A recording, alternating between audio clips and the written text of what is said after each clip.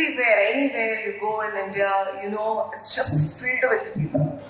Bus stop, railway station, theatre, market, everywhere. All I saw was a bunch of people. Crowded, noisy, chaotic. These are other words. And the irony is, I live in India with 1.4 billion people, where the country is itself filled with people.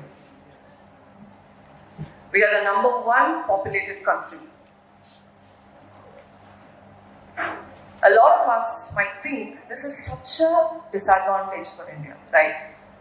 Like me, you would have also hated people at one point in time. But do you know, our strength is also the same people, the population, our biggest strength.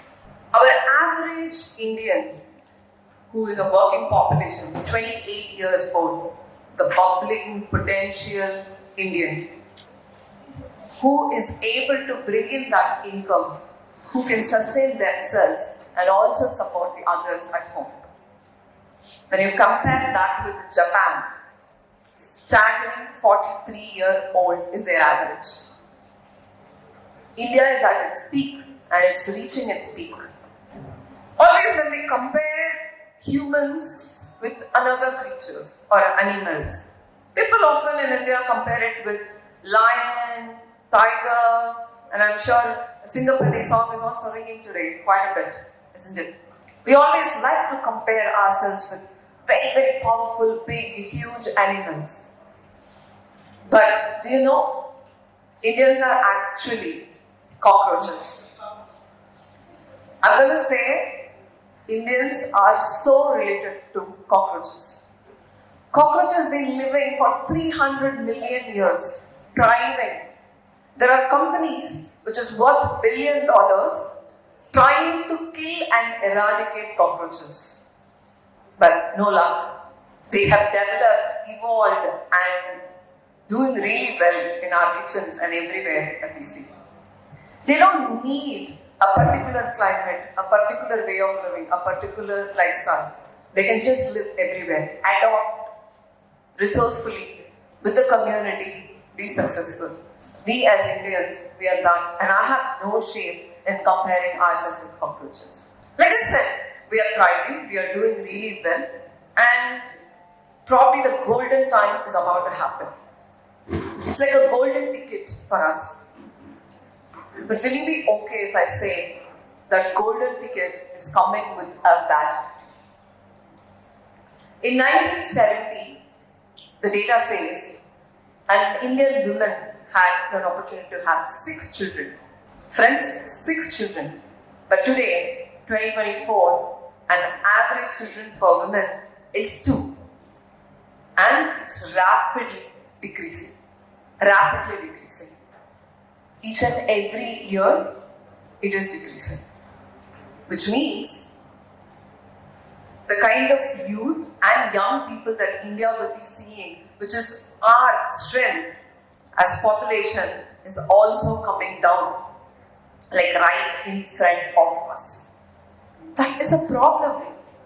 I don't know how many of us realize that is a huge problem right in front of India.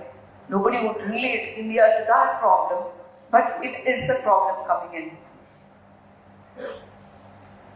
Just imagine you want to go for a wedding and you realize they are actually serving biryani and you do not eat breakfast, lunch just for the dinner biryani, and you're just entering the marriage hall and the groom decided not to get married. It's like that, where we have decided everything, our infrastructure, politically and whole dividend is being increasing. But at this point in time, the population is decreasing. Okay, fine, there is a problem. There should be a solution as well. How as an ecosystem, how as a government, how as a public, we can make the change. 1, educating women. When I say educating women and empowering women, there's also a chance when a woman is educated quite a bit, they might decide not to have a child. But if they decide to have a child with a proper education, with a quality of education, they will raise responsible kids. Because we want a population, but the quality of population is also important. Educated population is also important, for which we need to empower women. I work in a fertility tech company for which I talk to women day in, day out to understand their choice. But out of 10 women, only 4 to 5 women are given the choice, which is unfortunate.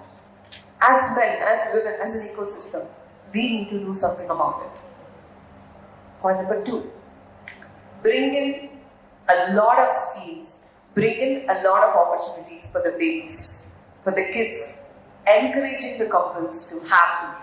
I'm sure a lot of others, we hear saying, I'm going to go childless. I don't want kids. Because with the raising population, with the raising people and raising educational burden, couples are deciding not to have children. There's no perks of actually having children. But that is where our strength is. So as a government, we'll have to do so much about giving more benefits to have children. The third is upskilling. Okay, there are babies, there are children. But without the education, they are just another workers in India or probably trying to go find another job in the US or Europe. Educate them, give them very good quality free education that people would love to have children, because that is where the biggest trend is now. Number 4, the biggest F problem, which is fertility. Thanks to our lifestyle, thanks to our sedentary eating habits, that out of 10 women, 6 are affected by PCOD. Out of 10 women, at least 7 are having some traces of thyroid issues. Men are equally affected too, with various other problems. If we are given free access to fertility without judging them and make it available, trustworthy and transparent, I think that is one way a lot of people who are choosing to become parents will also have an access to parenthood and fertility treatments. So for us, I think it's an unpopular opinion, but still, for us to really go beyond the horizon, we need more and more people. Thank you so much, ladies and gentlemen.